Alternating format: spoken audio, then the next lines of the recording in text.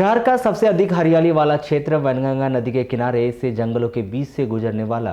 कल तक का डरावना डेंजर रोड जल्द ही चौड़ी सड़क के साथ ही फर्राटेदार वाहनों के लिए दौड़ने के लिए तैयार किया जाएगा। लेकिन उससे पहले इस खूबसूरत स्थान को बहुत अधिक खूबसूरत बनाने वाले हरे भरे पेड़ों की कटाई करवाए जाने के लिए वन विभाग को हरी झंडी मिल चुकी है।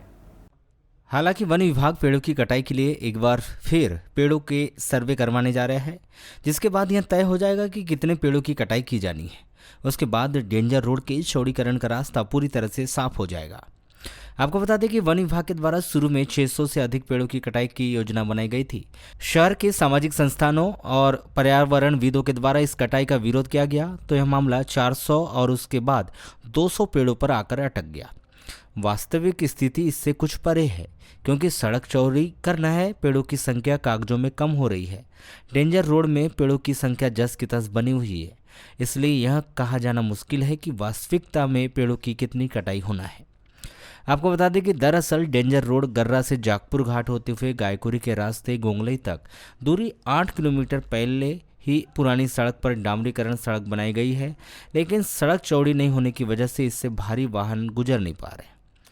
दूसरी ओर बड़ी परेशानी यह है कि जिस सड़क के चौड़ीकरण के लिए योजना बनाई गई, वहां पर भारी वाहन की आवाजाही सड़क चौड़ीकरण के बाद भी होना तकनीकी रूप में सफल होना दिखाई नहीं देता। इस पूरे रास्ते के दौरान बालाघाट कटंगी और बालाघाट गोंदिया रेलवे ट्रैक पर पहले ही रेलवे के द्वारा भारी वाहन की आवाजाही प्रतिबंधित किए जाने के लिए बैरिकेड्स लगा दी गए और सख्त निर्देश दिए गए हैं कि उनके पुल के नीचे से भारी वाहन नहीं गुजरेंगे। ऐसे में कल को यदि डेंजर रोड चौड़ीकरण के लिए पेड़ों की कटाई हुई भी और डामरीकरण करके इस मार्ग को चौड़ा किया भी गया, तो क्या तकनीकी रूप से भारी वाहन इस मार्ग से गुजर जा सकते हैं? या तो हमसे बेहतर भारी वाहन चलाने वाले ही जानते हैं कि टेढ़े मेढ़े रास्ते, उबड़ खाबड़ रोड और पहाड़ों का कटाव से भरा डेंजर रोड 2 पहिया वाहन चलाने वालों के लिए किसी एडवेंचर से कम नहीं है। ऐसे में भारी वाहन चालक इस रोड पर जान का जोखिम शायद ना उठाए।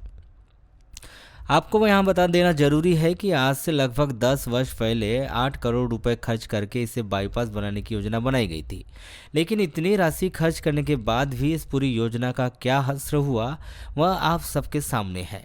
जानकार बताते हैं कि आगामी दिनों में भी बहुत अधिक सार्थक परिणाम मिलने नहीं वाले हैं, इसलिए उनके द्वारा पेड़ों की कटाई का विरोध किया जा रहा है।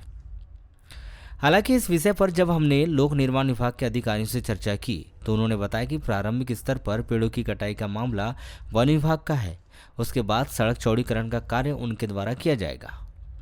वहीं दूसरी ओर दक्षिण वन मंडल सामान्य के वन मंडल अधिकारी ब्रजेश कुमार वरकड़े ने डेंजर रोड चौड़ीकरण पेड़ों की कटाई से जुड़ी हुई बात पर खुलकर जानकारी तो नहीं दी, लेकिन जितनी जानकारी दी थी उसमें उन्होंने यही बताया था कि पेड़ों की कटाई के लिए अनुमति मिल चुकी है और इन दिनों आगे की प्रक्रिया का कार्य चल रहा है।